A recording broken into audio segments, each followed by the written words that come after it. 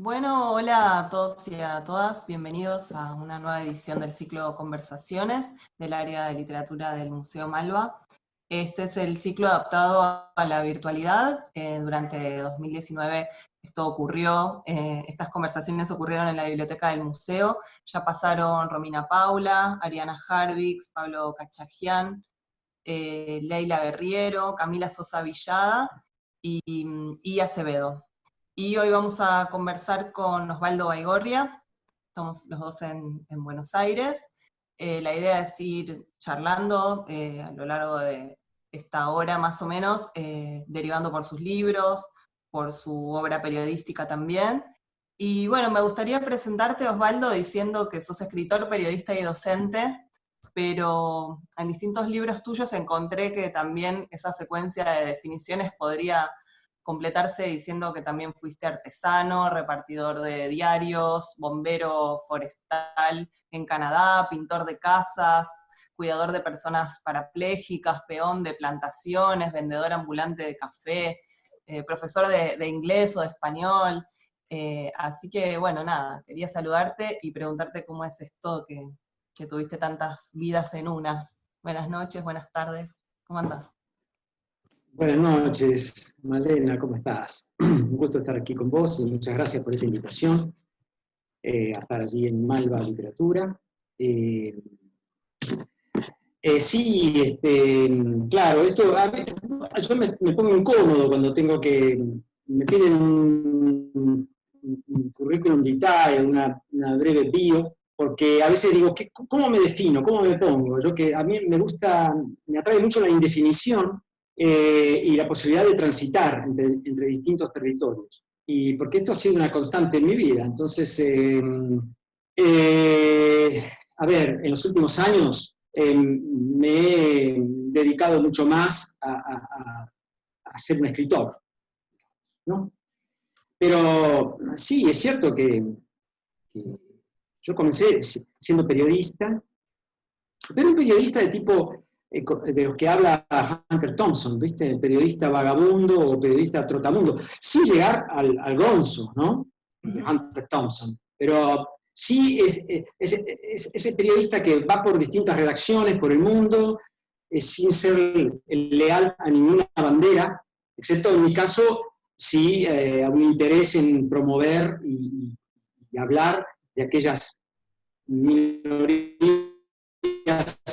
disidentes o movimientos contraculturales que me parecían importantes del Frente de Liberación Homosexual en mayo del 73 y en junio del 73 en Buenos Aires, hasta el Sindicato de Trabajadoras Sexuales en San Francisco en el 74. En fin, yo me he dedicado un poco a hacer ese tipo de periodismo cultural también. Y bueno, la docencia y el periodismo cultural también, las reseñas de libros y perfiles de autoras, también ha sido un laburo, ¿no? Un trabajo.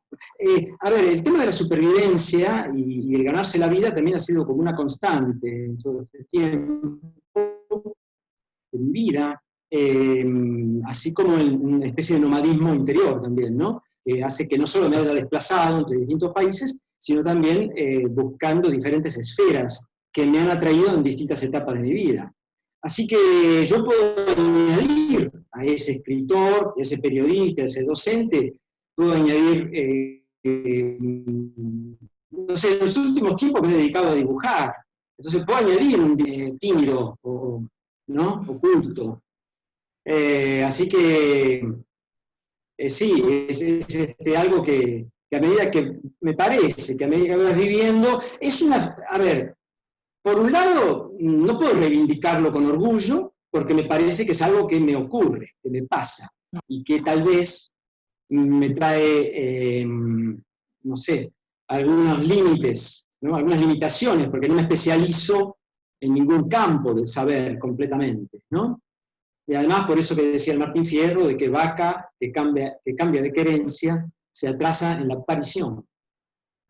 Atrasa al parir, ¿no? Entonces, es verdad eso. Al cambiar tanto, bueno, te vas atrasando un poquito. Así que, bueno, pero es algo que me ocurre y que no puedo dejar de reflejarlo en un bio o en un currículum. Bueno, pero igual pensaba todo eso también habla de tu capacidad de adaptación a distintas circunstancias que por algún motivo u otro te llevaron a probar cierta profesión o a acomodarte de acuerdo a esas circunstancias puntuales. Y me preguntaba un poco cómo te toca esta circunstancia a la que también nos tuvimos que adaptar forzosamente del confinamiento, de la cuarentena. No sé en qué momento van a estar mirando esto, pero ya llevamos más o menos 115 días dentro de nuestras casas. Sí, es terrible, extraño mucho. Bueno, además de todos los problemas burocráticos para, para cobrar, para hacer un contrato, para, en fin, todo ese tipo de cosas, lo que extraño mucho es la noche, las salidas, el bar, el ir a comer afuera, la fiesta, el dancing, no el bailar en mi casa, que lo hago, o el ver cómo baila otra gente en sus casas, sino el ir al encuentro de la fiesta pública, ¿no? Al encuentro de los otros cuerpos, eso se extraña mucho. Así que, bueno, para no volverme loco, también, bueno, trato de organizar mis días haciendo algunas actividades por la mañana, generalmente de escritura. Estuve pasando en limpio eh, digitalizando cuadernos de viaje de los años 70, de los años 90 también, ¿no? Cuadernos manuscritos, con muy buena letra, digamos, que los tengo, y los estuve pasando en limpio, qué sé yo, de eso saldrá un libro eventualmente, ¿no? Qué bueno. Bueno, ya vamos a hablar de los viajes y de esos cuadernos y de esas cosas. Quería retomar un poco lo que dijiste del periodismo en función de uno de tus libros que salió por Blatty Ríos, que se llama Cerdos y Porteños, y que reúne una serie de artículos tuyos publicados entre el 84 y el 87. Como vos decías antes, ¿no? La profesión de periodista freelance para generar medios independientes, en este caso Cerdos y Peces y El Porteño, te llevó a ser testigo de un montón de situaciones, a ser cronista, en general de una serie de temas que me da la impresión de que vos los tocaste tempranamente, cuando tal vez no se los comentaba mucho en los medios, como por ejemplo el feminismo y la pornografía, el travestismo. Bueno, incluso acá hay una entrevista glosada con Per Longer sobre el SIDA y sobre las orgías. Y pienso también que vos viviste una edad del periodismo en la que no sé, se visitaban las redacciones personalmente, se iba con la máquina de escribir por distintos países como un bártulo más para hacer esas notas, que se mandaban las notas por carta, y llegás a un estado del periodismo actual donde seguís colaborando con algunos medios en los que las reglas son otras, y ya tal vez el periodismo no es la profesión que tiende tantos puentes. Quería saber qué satisfacciones y qué decepciones te dio a lo largo de todos estos años la profesión que conservaste más largamente. Sí, satisfacciones, bueno, todas las que vos mencionabas, ¿no? El poder ir a una redacción, encontrarse, charlar, después ir al bar de la esquina de la redacción y seguir charlando, ideas de notas, qué sé yo, con Enrique Sims, con Daniel Molina, con Gabriel Levinas, con la gente que colaboraba en esas revistas, ¿no? El Porteño, Cerdos y Peces. También en Crisis, en Satiricón, Eroticón, bueno, en muchos lugares, ¿no? Y yo, por suerte, nunca tuve que trabajar dentro de una redacción todo el tiempo, ¿no? Excepto un breve periodo en Cerdos y Peces, pero muy breve. Y aparte no era una redacción tampoco tan formal.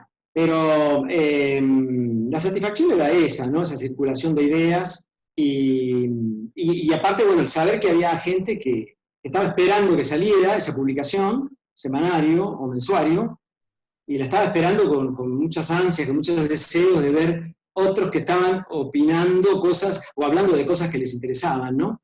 Y ahora está mucho más estallada la profesión, como que ha cambiado radicalmente, se ha degradado en muchos sentidos. La mayoría de los periodistas son como agentes de prensa de otros, ¿no? Sea no sé, sea de políticos, de editoriales, de lo que sea, ¿no? Es como si se han convertido en publicistas, ¿no? Hoy, por ejemplo, Es muy difícil ver una crítica realmente sobre un objeto cultural, ¿no? Más bien es una difusión, son difusores. Los periodistas, las periodistas, difundiendo lo que pasa en otros lados, ¿no? Entonces, y al ser publicistas también hay otro factor también, que es que de pronto se terminan los adjetivos, ¿no? Algo es, no sé, inédito, o algo es fabuloso, o algo es Polémico, hay te rompe la varios cabeza, algo, entonces de pronto parece que estamos llenos de clásicos, ¿no? Todas las semanas, y ahora todos los días tenemos un nuevo clásico, algo para ver. Entonces estamos bajo el imperio de la novedad todo el tiempo, y bueno, eso hace difícil pasar el tamiz y filtrar y ver qué es lo que queda y lo que sedimenta y lo que no. Sí. Esa es la diferencia fundamental, es esa, me parece. Además de otros factores como el tema económico, bueno, que eso no es menor, ¿no? Porque en otros tiempos, yo con 2 notas por mes prácticamente podía pagar el alquiler y tener una básica subsistencia, ¿no? Estamos muy lejos de eso, se precarizó Casi. todo. Bueno, y quería preguntarte también, porque vos decías eso antes de que por ahí no profundizabas en ningún oficio o en ningún tema como central, y yo encuentro que hay algunos intereses bastante recurrentes en tus libros, entonces quería preguntarte por uno que creo que circula bastante, bueno, y que cualquiera que te lea a vos lo reconoce pronto, ¿no?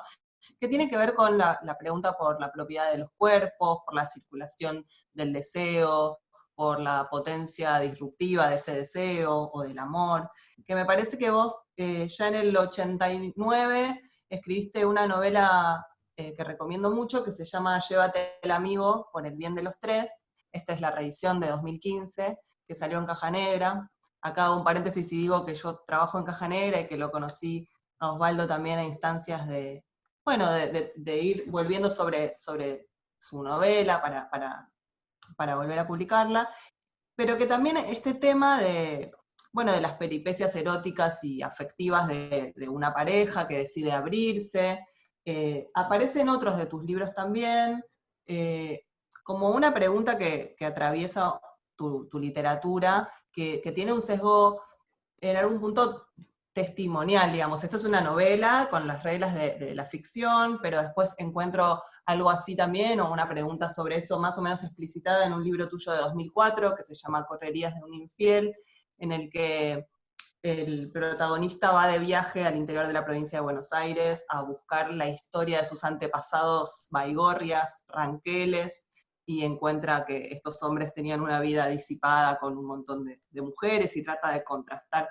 eso con fuentes históricas, pero también lo encuentro como interés en este libro que se llama El amor libre, Eros y anarquía, que es una compilación que armaste para un sello libertario, con todos textos de autores anarquistas, en el que también se pone un poco en tema cómo es esto del amor, cómo es esto de la liberación de los cuerpos. ¿De dónde rastreas que vienen todos estos intereses? ¿Cómo fue que te empezó a interesar escribir puntualmente sobre esto? Bueno, yo supongo que una influencia ahí fue en los años 70, principios de los 70, mi relación con Néstor Perlonger y con el grupo que formamos, un grupo de estudio y después de práctica política, que llamamos política sexual, donde estudiamos textos de Marcuse, de Simone de Beauvoir, de Kate Millett, feminista, bueno, que su libro fue Política Sexual, así se titulaba, y que, digamos, ahí vino con un interés en salir de los moldes de la familia heteropatriarcal y la pareja monogámica nuclear convencional. Entonces, pienso que de ahí viene el interés. Un interés teórico en principio y después, bueno, con un deseo muy de la época de llevar a la práctica aquello que uno está pensando como como utopía, ¿no? Como algo para el futuro, ¿no? Una liberación sexual que abarque todos los géneros y a todos los sexos, pero eso no hay que esperar que llegue en el futuro, sino ponerlo en práctica en el presente de la manera posible, ¿no? A través de comunidades, experimentaciones. Entonces, me parece que viene de ahí. Era como decir, mientras toda la izquierda, como personas de izquierda, todos pensaban bueno, que había que suprimir la propiedad privada, ¿no? La propiedad privada de los medios de producción, bueno, de la misma manera, suprimir la propiedad privada sobre los cuerpos que producen, a su vez, seres humanos, ¿no? Los cuerpos producen seres humanos. Son máquinas de reproducción. Entonces, bueno, esa propiedad que es privada debería suprimirse, abolirse, diseminarse por el cuerpo social.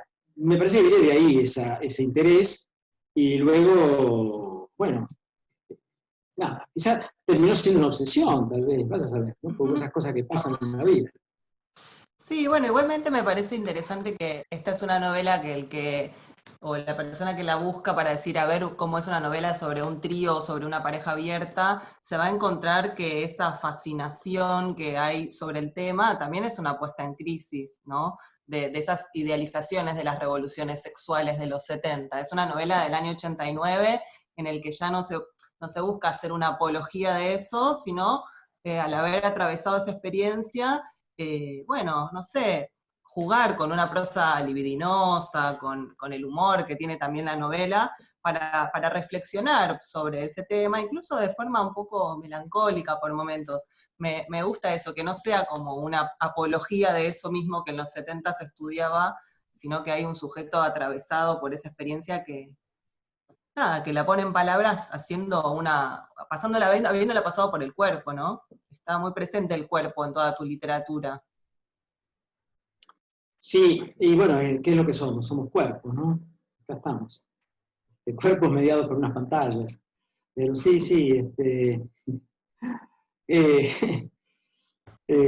sí, no sé si es una pregunta lo que me hacías o qué No, decir bueno, al es un respecto. comentario. También pensaba que en varios de estos libros, ¿no? Al leerlos desde un presente en el que estamos cuestionando el amor romántico con mucho más énfasis, en el que las identidades son más fluidas que hombre-mujer, como en los 70 o en los 80, los modelos de familia tampoco son los mismos. Me parece que vos ya igual tratabas de ampliar el lenguaje y como que a veces te faltaban esas palabras y tenías necesidad de inventarlas o de buscarle prefijos. En tus libros aparece, por ejemplo, se habla de neofamilias, se habla de polifidelidad, como buscar sintagmas que puedan nombrar eso que por ahí todavía no tenía una forma de ser dicho y mucho menos de haber ingresado en la literatura. Quería preguntarte un poco eso, ¿qué pensabas de todos estos nuevos códigos, de estas nuevas prácticas de lenguaje? Si a vos te pasó eso de tener que nombrar algo que todavía no se podía y la experiencia te demostró de qué manera hacerlo, ¿no? Sí, sí, todo el tiempo, claro. El lenguaje siempre viene como atrás, ¿no? De la práctica. Bueno, Roland Barthes dice una cosa que la lengua es fascista porque es asertiva, afirmativa, entonces y es siempre binaria, ¿no? No permite que te apartes del binarismo, de ese paradigma que tiene, ¿no? Entonces, y el habla, por el contrario, el lenguaje. Bueno, esto es una idea que viene de Ferdinand de Saussure y de la lingüística, pero Barthes la radicaliza y plantea que, bueno, que el lenguaje sí se escapa un poco de ese binarismo, tiende a escaparse, o sería deseable que se escapara. Pero entonces sí, es cierto, imagínate las cosas que no se podían nombrar. Por ejemplo, a ver, hoy un término que es el término queer, ¿no? El término queer. Que en otros tiempos no existía, digamos, no aparecía en el lenguaje, qué sé yo, en los tiempos de Perlonger, en los años 70, Perlonger hablaba de homosexual y hablaba de la loca, y del devenir mujer, pero bueno, hoy existe el término queer, que viene del inglés, pero que es muy interesante. En este libro, bueno, Caja Negra, que compré hace un tiempo atrás, que es Utopía Queer, de Muñoz, cubano, americano. Bueno, él habla de lo queer como lo indeterminado y como lo que está en el futuro, algo que está por llegar, ¿no? Lo queer como opuesto a lo recto, ¿no? A lo correcto. Aquello que es indeterminado, que no es ni uno ni otro, no es neutro tampoco, no es lo neutro, sino es una indeterminación movediza, oscilante, que es lo que uno aspiraría para un futuro, ¿no? Para un futuro más fluido, donde la gente no estaría separada, la gente y los procedimientos y las vidas cotidianas no estarían separadas y encarceladas o alambradas por lugares comunes, por lugares estancos, fijos, sino que se podría fluir mucho más libremente entre terruños, lugares, lenguas, lenguajes. Eso no existía en ese momento. Es difícil, era difícil de nombrarlo, claro, por supuesto, sí. Digamos como que el lenguaje va atrás de las prácticas porque la lengua lo oprime. Lo oprime, ¿no? Lo cosifica, le pone límites. La lengua española, por ejemplo, ¿no? Le pone límites al lenguaje. Al lenguaje inclusivo, por ejemplo, le pone límites. ¿Cómo ser coherente, ¿no? Con el lenguaje inclusivo? Es decir, si decís otros, tenés que decir les otros, ¿no? Entonces, ahí tenés que cambiar toda la gramática, ¿no? Entonces, ¿y qué pasa con los impersonales, ¿no? Es complicado, por eso digo, sí, siempre hay una dificultad por nombrar lo que viene, sin duda, y bueno, y uno trabaja en eso. Interesante, lo del lenguaje inclusivo me parece muy interesante pensarlo a partir de tu generación, ¿no? ¿Cómo hubiera sido Perlonger escribiendo en inclusivo, ¿no? O hablando en términos queers. Pero te lo quería preguntar también en relación a Postales de la Contracultura, que es otro de tus libros, uno de los más recientes, que justamente este es un libro, voy a hacer solamente un mini resumen por si alguien que está viendo esto no lo conoce, se llama Postales de la Contracultura, un viaje a la costa oeste entre 1974 y 1984, que es un libro que vos escribiste no en esa época, que para mí es muy clave esto, no es un diario de esos años, sino que está escrito desde el presente, que creo que salió en 2018 el libro, recordando cómo fue justamente tu salida de Buenos Aires, luego de conocer a Perlonger, tu deriva por distintos países latinoamericanos hasta llegar a la costa oeste de los Estados Unidos. Está dividido en la parte de la ruta, en la parte de la ciudad, y la última parte que es la del bosque, que son los 8 o 9 años que vos pasas en Canadá, en la Columbia Británica. Tengo varias cosas para preguntarte sobre este libro, pero yo estuve muy cerca del proceso de escritura justamente por haber estado en Caja Negra, y me parece que fue muy interesante lo que pasó. Primero que es un libro que lo armaste a partir de fotos, ¿no? Que eso también tiene que ver con tus viajes, con un modo de registro de una época, que son estas postales del título, y de escribir a partir de imágenes. Por un lado te quería preguntar eso. Y después, que a medida que ibas releyendo las versiones preliminares de este libro, todo el tiempo cambiabas eso, cambiabas el pronombre, cambiabas el artículo, usás la X, usás la E, usás la arroba, usás la barra, como que terminaste decidiéndote por todas las opciones en vez de, no sé, decir, bueno, voy a hacerlo todo con E y voy a unificar el registro de esta novela o de este libro así. Sí, yo sé que es un trabajo que vuelve loca a cualquier editora. No, lo disfrutamos lo que mucho, pasa bueno. lo que yo temo con el lenguaje inclusivo aquí en la Argentina, lo que se llama lenguaje inclusivo aquí en la Argentina, es que termine siendo excluyente, un lenguaje excluyente.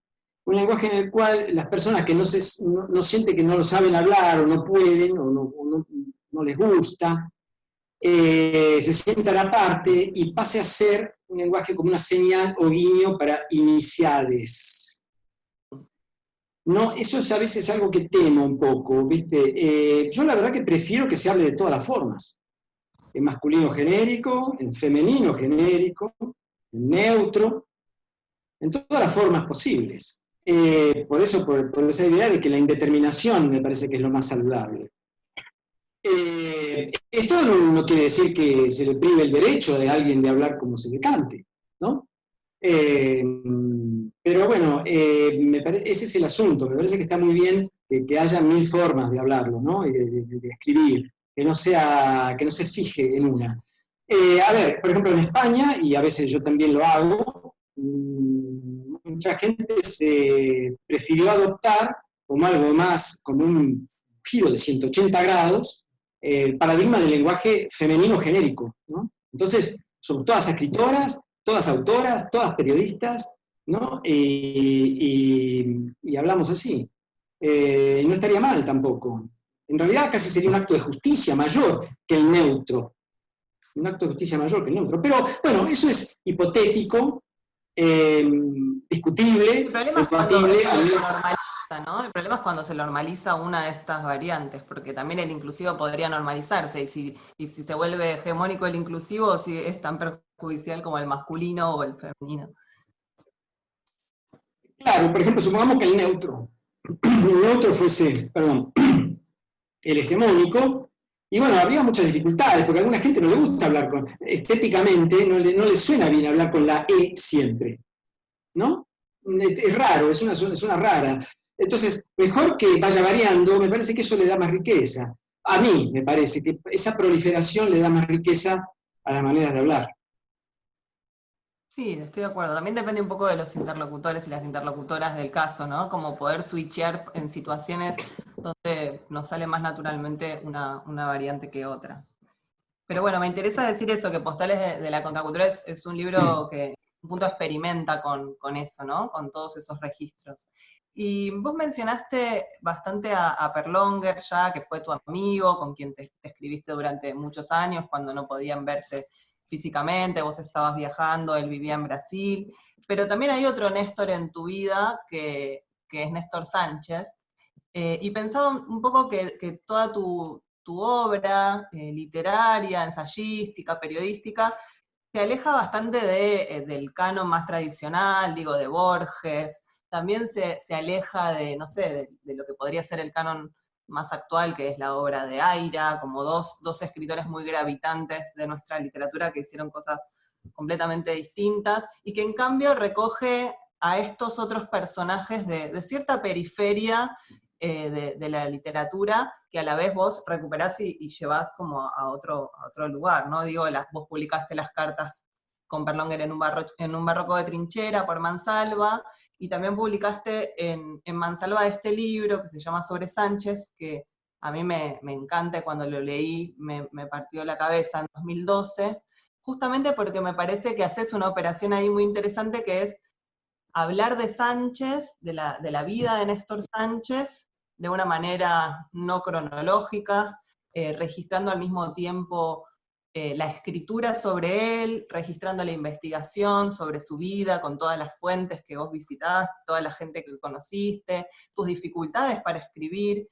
Y vos decís muy bien al principio que el libro se puede leer de corrido, o sea, podés leer la parte 1, la parte 2 y la parte 3, que son las notas, o podés, digamos, ir cada vez que vos colocas una nota en el texto al final. Y lo que pasa al final son que las notas, digamos, que vendrían a ser las notas al pie, en verdad se extienden muchísimo y versan sobre un montón de aspectos cruciales de tu vida y de tu relación con, bueno, con tu historia, no solo con Sánchez ni mucho menos, ¿no? Como que hay una deriva paralela al fondo del libro que puede leerse como otra memoria más.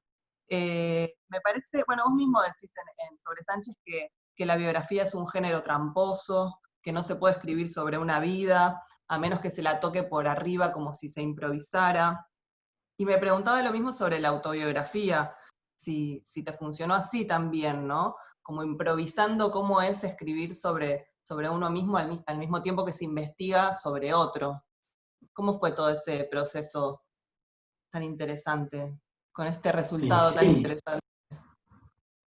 sí, bueno, lo primero que quiero responderte es que el alejamiento de ese canon, como por ejemplo Borges, o el más contemporáneo, Aira, no es un alejamiento como operación literaria. A mí Borges es alguien que leo y releo todo el tiempo, ¿no? El libro de la arena, por ejemplo, lo estuve releyendo hace unos pocos días atrás. Es decir, constantemente a mí me gusta mucho releer. Y Aira bueno, es un autor que no termino nunca de leer, ¿viste? Porque es fabuloso y me inspira mucho y me motiva mucho.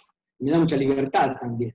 Lo que pasa es que me gustó, así como digamos, me sentí atraído por en el periodismo, en hacer, sacar de la sombra algunas minorías y movimientos contraculturales y disidencias que estaban opacadas en otras épocas, del mismo modo me sentí inclinado a sacar, digamos, a rescatar algunos autores, como Néstor Sánchez, que me interesaron por el gesto que hacían como autores, ¿no? Néstor Sánchez tuvo un gesto de autor, de buscar la improvisación en la escritura, y esa improvisación plantearla hasta un lugar tan límite que lo llevó fuera de la escritura, ¿no? Es un autor renunciante a la escritura, ¿no? Entonces me interesó mucho eso. Y bueno, a mí me gusta mucho ir probando, experimentando y probando qué se puede hacer con cada registro y con cada género, ¿no? Incluso, por ejemplo, esa cruza de fronteras, me gusta hacer esa cruza de fronteras no solo entre lo que sería novela, autobiografía, sino también ficción, no ficción, ¿no? Que en un mismo libro convivan la ficción y la no ficción, que es lo que pasó en Sobre Sánchez. Claro, porque cuando me pongo a escribir sobre algo que me ocurrió hace mucho tiempo, y no tengo más remedio que ficcionalizar algo, porque no lo recuerdo tal cual ocurrió. Y además, por imperativo del relato, de pronto tengo que poner allí una palabra, una expresión, una frase que lo lleva a otro lugar, que no es el lugar del documento, ¿no? De la documentación. Y así es que me parece que me pongo a improvisar sobre mi vida, ¿no? Trato de escribir mi vida pasada, me pongo a improvisar sobre eso. Y bueno, ahí aparece algo que es del orden, no sé, de lo poético, ¿no? De lo lírico, de lo existencial, que no puede ser atrapado por ningún género en particular. Y eso es lo que me pasó con Sobre Sánchez, ¿no? Y me pasa a veces haciendo otras cosas.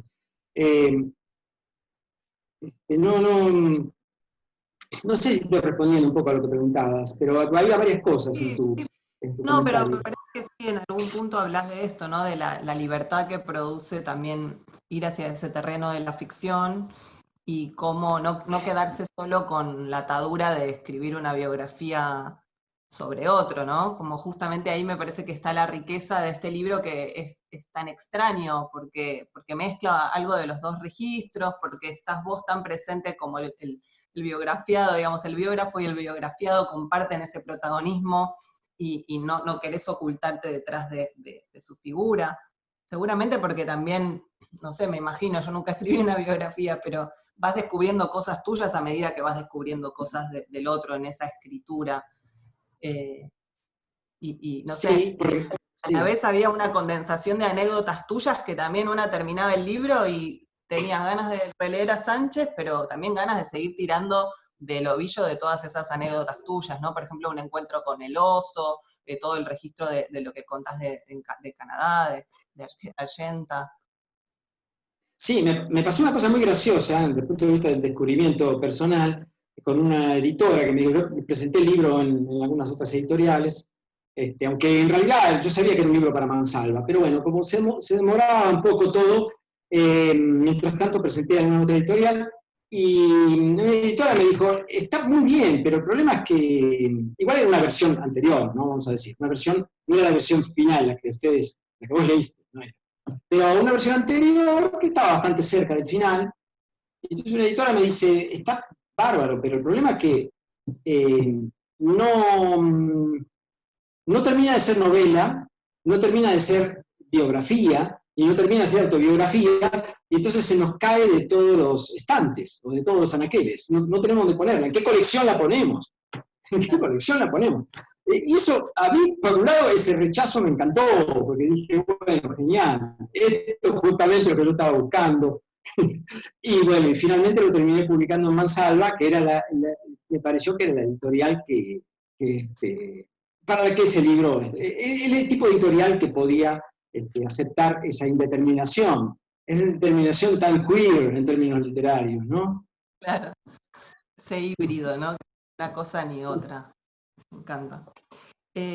Algo que aparece también en Sobre Sánchez y que después justamente se retoma en Postales de la Contracultura es la naturaleza, que también siento que ahí hay otra constante en algunos de tus libros, porque vos contás en Sobre Sánchez que te vas a vivir al Tigre, al Delta, un poco con esa idea de abandono todo para concentrarme en la escritura, y eso no termina siendo tan sencillo, como que el clima y las particularidades propias de vivir en el medio del delta durante todo el año, tenías que ocuparte sí o sí de lo que sucedía a tu alrededor, no podías abandonar todo eso como con esa idea lírica de me retiro a escribir, sino que la naturaleza todo el tiempo te pedía, te demandaba atención, concentración y fisicalidad, ¿no? Resolver cuestiones. Eso está muy presente, creo que es un contrapunto buenísimo del libro. Y también lo encuentro, bueno, en estos años que estábamos diciendo que vos viviste en contacto con la naturaleza en una comunidad a fines de los 70 en Canadá, donde no había internet, no había telefonía móvil, no había nada, un montón de otros beneficios, entre muchas comillas, de la tecnología de hoy, y bañándote al aire libre, o siendo bombero, o digo, haciendo una huerta comunitaria y viviendo de lo que se producía en la tierra, o incluso recluido en una cabaña durante un invierno crudísimo de nieve. Y pensaba también en que esta pandemia está haciendo a mucha gente fantasear con esa idea de huir de las ciudades, de volver a entornos naturales y pequeños, de contacto con la naturaleza. Y vos hiciste esas experiencias y volviste a la ciudad. Entonces, creo que sos una persona que puede hablar sin esas idealizaciones. ¿Cómo pensás esas ideas hoy, digamos, de retorno a la naturaleza? Mirá, la naturaleza es muy demandante para el cuerpo humano, que también es parte de la naturaleza. Pero yo no voy a desalentar jamás que alguien vaya a vivir a un lugar más apartado. Al contrario, me parecería muy bien que las ciudades se despoblasen y la mayoría de la gente se fuese a vivir a lugares más apartados. Me parece que eso sería como lo más indicado, ¿no? Como las moléculas, ¿no? Que se mueven de los lugares de mayor densidad hacia lugares de menos densidad. Entonces, esto es como algo muy físico y que tendría que ser así. De modo que, pero sin idealizar, sin fantasear de que va a ser todo muy fácil, ¿no? Esa es la cuestión. Vos sabés que yo, tematizando este mismo problema, esta misma tensión, ¿no? De la idealización de la naturaleza y el encuentro con la realidad, con lo real, físico, en el lugar, también publiqué un libro donde reuní crónicas que escribí durante la época que vivía en el Tigre, para una editorial de Córdoba, que se llama Borde Perdido, un pequeño libro de crónicas, que lo titulé Estrés de Pez. Estrés de Pez, que bueno, habla de la contaminación, de las dificultades de instalarse, por ejemplo, en el Tigre, en el Delta. Y bueno, siempre, a ver, hay un problema que me han señalado, que es que parece como que en todo lo que yo escribo hay siempre algo que hay como un desencanto después de haber atravesado la experiencia. Hay un registro de la experiencia y un desencanto después de haber atravesado la experiencia. Bueno, lamento que sea así, me gustaría ser un poco más optimista, me parece que sería bueno que todo el mundo intentase atravesar la experiencia, ¿no? Intentase no rechazar algo sin haberlo atravesado. Me parece que hay una especie de dialéctica de la travesía que debe ser reivindicada. Si vos vas a rechazar algo, que sea después de haberlo atravesado. Si vos vas a rechazar el marxismo o el psicoanálisis, bueno, atravesalo primero, ¿no? o el feminismo, atravesá primero eso, y después, bueno, ahí ya podés ser más legítimo tu cuestionamiento, ¿no? Por ahí aprendiste algo en esa travesía. Y yo creo que la oscilación entre ciudad y campo, y entre lo rural y lo urbano, tendría que ser un paradigma, digamos, establecido. Digamos, tendríamos que poder transitar perfectamente entre lo rural y lo urbano. Las ciudades tendrían que estar diseñadas de otra manera. No estar todo concentrado en un sitio y después zonas alejadas. No, tendría que haber perfectas transiciones, como las que Macedonio Fernández soñaba en su tiempo, entre la ciudad y el campo. La verdad que sí, no creo que esta vida urbana a mí no me gusta. En este momento, sí, sin duda, este momento es para estar en un entorno rural, en el medio de la naturaleza, rodeado de pájaros, porque imagínate, llegó la noche, no hay ningún lugar donde ir. Esto de la ciudad es terrible, se convierte en una cárcel, ¿no? En cambio, bueno, en un lugar como con una montaña, en el mar, frente al río, bueno, vos salís y estás en contacto con algo más real, ¿no? Sí, porque si la ciudad no tiene bares, restaurantes y lugares para salir a la noche, ¿para qué sirve? Para trabajar, ok. Nada más. Bueno, y me quedé pensando eso, ¿no? Que el libro Postales, de la contracultura, vos decías eso, que por ahí el haber vuelto de todas experiencias con un desencanto es algo que te marcan habitualmente, pero en todo caso, acá hay años que pasaron en el medio, es un libro escrito desde el presente hablando de ese pasado, y en todo caso está pormenorizada esa experiencia. No sé, me parece que se puede leer ese desencanto también en lo que vos vas contando de ciertas ebulliciones culturales que te atrayeron y que también van cayendo por su propio peso no sé, en la vorágine del paso del tiempo, ¿no? Una cosa es visitar una comunidad a principios de los 80 y otra cosa es seguir idealizando que eso existe y que eso funciona años después. ¿Qué implicó para vos reencontrarte con todas las postales de esa época, las fotos? Yo me acuerdo durante el proceso del libro que desplegaste un montón de imágenes, que volviste un montón sobre todo lo que te había pasado y fuiste eligiendo en dónde hacer foco, ¿no? ¿Te gustó, digamos, ese tipo de trabajo de rastreo autobiográfico? ¿Te interesó puntualmente? ¿Sentiste que te encontraste con otra persona a la que vos sos ahora? Sí, definitivamente, me encontré con otra persona. Sí. Otra persona con la que tengo una relación, ¿no? Porque hay algo de esa persona en mí, o no sé, hay una relación con esa otra persona. Supongo, bueno, también están los genes, ¿no? El ADN, pero más allá de eso, sí, me veo como otra persona allí, una persona, no sé yo, que no tengo un rechazo con esa persona. ¿Vos sabés que una vez, hablando con dos investigadores de la cultura de la India, del budismo, fueron Fernando Tola y Carmen Dragonetti, que bueno, murieron hace unos pocos años atrás. Y bueno, Fernando Tola llegó hasta los 101 años. Pero entonces hablamos de la reencarnación, ¿no? Y del tema del budismo, y por qué el budismo, si niega toda esencia, que haya una esencia, un alma, algo esencial que no pueda ser modificado, ¿por qué adheriría a la idea de reencarnación? Entonces ellos me dijeron una cosa muy interesante, que es que pasa también en nuestras vidas, ¿no? Cuando nos vemos a nosotros mismos en el pasado. Entonces, ellos dijeron que lo que reencarna, en todo caso, sería una relación entre la persona que vivió y la nueva persona que vive.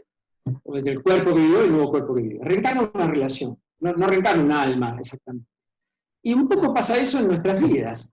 Yo me doy cuenta que hay una relación entre ese chico de 20 años que fue por la ruta y deseaba vivir en comunidad, en algún lugar, y este hombre de hoy, ¿no? Que escribe, qué sé yo, que está en una ciudad, que no se plantea ir por una ruta, qué sé yo, con una mochila a la espalda por la ruta. Hay una relación entre él y yo, pero bueno, yo creo que esa es más o menos la cuestión. Y esa relación tiene que ser, me parece que tiene que ser una relación de aceptación, porque, ¿qué voy a decir? ¿Quién soy yo para decir, no, estabas equivocado? no era tan fácil como pensabas. No, eso parecería como qué sé yo, algo de un viejo amargo que le dice al joven, no, estaba mal lo que estabas haciendo. No, estaba perfecto lo que estabas haciendo. Esto era lo único era lo mejor que podías hacer en ese momento, ¿no? Buscar una alternativa a la vida. Y yo en este momento también busco una alternativa, bueno, la busco de formas más sedentarias, ¿no? La busco a través de la escritura, del dibujo, no sé, de la foto, de la performance, tengo que ir a leer un texto en un lugar, bueno, hago algo. Trato de divertirme de esa forma, ¿no? Y de expandir el reino de lo posible. Siempre estoy tratando de expandir formas de vida que hagan posible vivir mejor de lo que vivimos, ¿no? Como pensaba en esos tiempos también. Sí, y justo me das pie para la última pregunta que tenía preparada, que tiene que ver con esa expansión, que son dos géneros a los que vos llegaste estos últimos años. Uno es el cuento, el relato breve, que acá están reunidos varios de ellos en Indiada, también publicado en 2018 por Blatty Ríos, y un pequeño libro de poemas que, te soy sincera, no lo encontré en la biblioteca, creo que se me traspapeló entre el lomo, que se llama Poesía Estatal, que salió en Iván Rosado, una editorial rosarina, el año pasado, si no recuerdo mal. ¿No? Digo, publicaste un libro de poemas, que era lo que todavía no habías publicado, y un libro de cuentos. ¿Sos lector de estos géneros? ¿Cómo fue tu aproximación? No, poesía sí, definitivamente.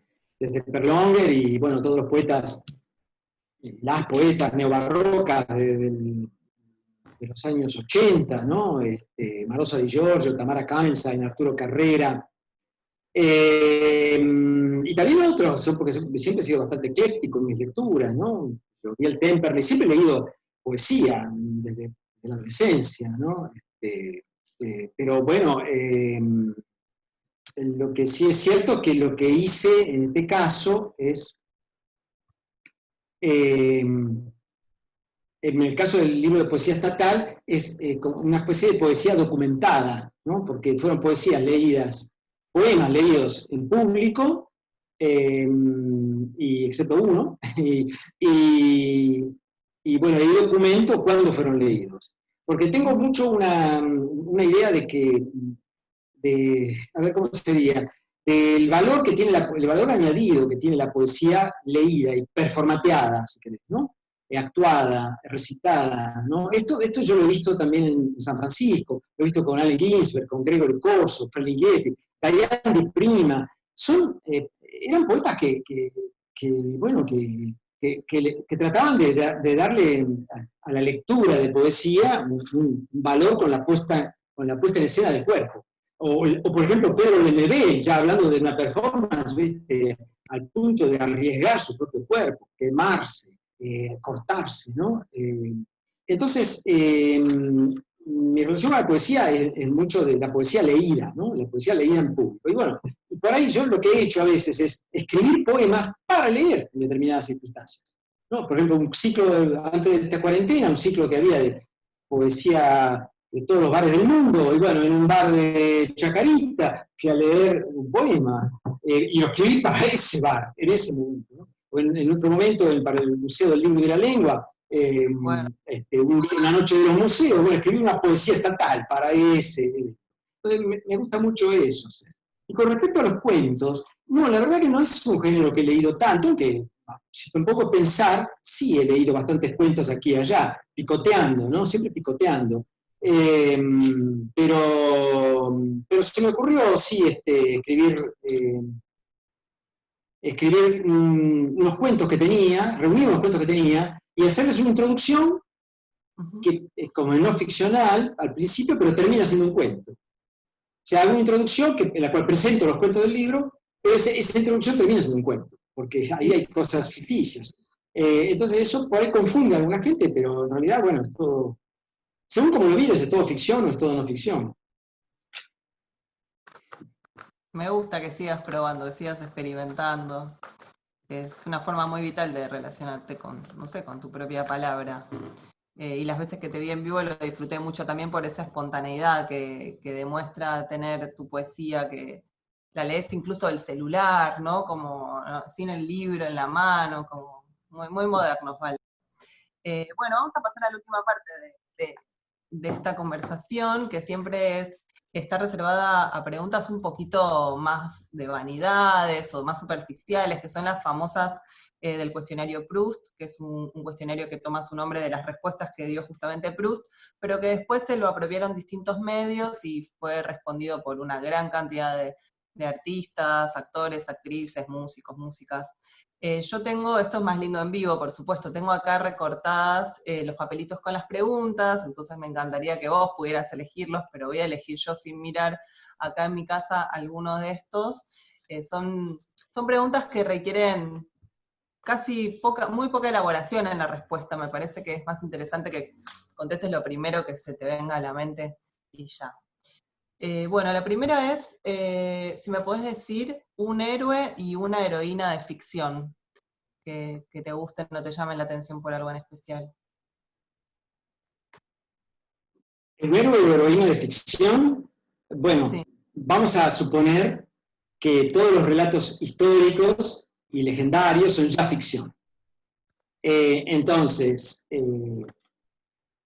yo diría Chuang Tse, que es un autor, o Lao Tse, que son autores de épocas pretéritas que lo tomamos como autores hoy, pero que son héroes, ¿no?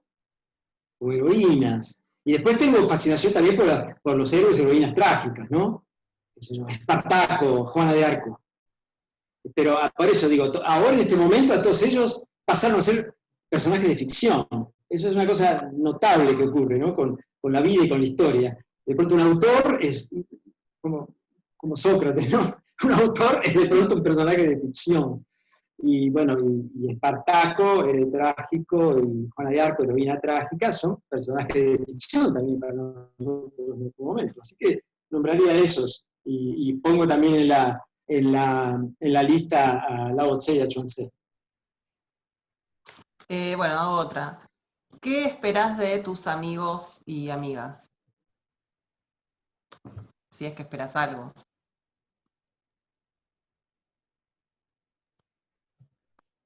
Uy, se me tildó. ¿Ustedes me escuchan?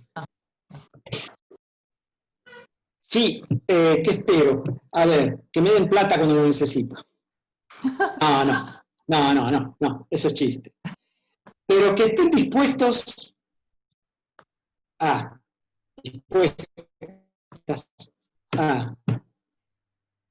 cambiarme los pañales si algún día estoy postrado y agarrarme de la mano si estoy a punto de morir y esté aterrorizado. De todas maneras es demasiado para pedir a las amigas, amigos y amigues. Así que, pero bueno, si hay que esperar algo sería eso. Y si no, no esperar absolutamente nada. Muy bueno. ¿Qué es lo que más detestás? ¿Qué más detesto? ¿En dónde? ¿En qué circunstancia? ¿En qué? No, perdón, tengo que hacer una repregunta. ¿En qué circunstancia? ¿Dónde? ¿En qué aspecto? Claro, ¿En dónde? ¿En la literatura? ¿En mi vida? En la vida, no sé, me respondieron la impuntualidad, viste, como cosas que no. están con la boca abierta, me respondieron cosas así otras veces. No, la prepotencia. La prepotencia. Si es en la vida en general, la prepotencia. ¿Y qué hábito ajeno no soportás? También sería...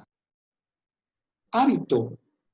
¿Qué hábito Pero ajeno el no hábito, no sé, soportás? la prepotencia no sé si es un hábito. No, ojalá que no. No, creo que no. Y el egoísmo. Pero debo reconocer que el egoísmo es algo que yo también tengo. Entonces, el hábito ajeno que más detesto sería el hábito ajeno que más detesto en mí, ¿no? El hábito propio que más detesto en mí, el egoísmo. Bueno, y la última dice, ¿cuáles son tus autores o autoras favoritos en prosa? ¿Actuales o pasados? No aclara.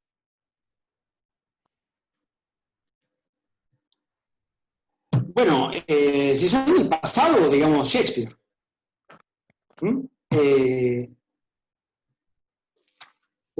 Sí. ¿Y más actuales?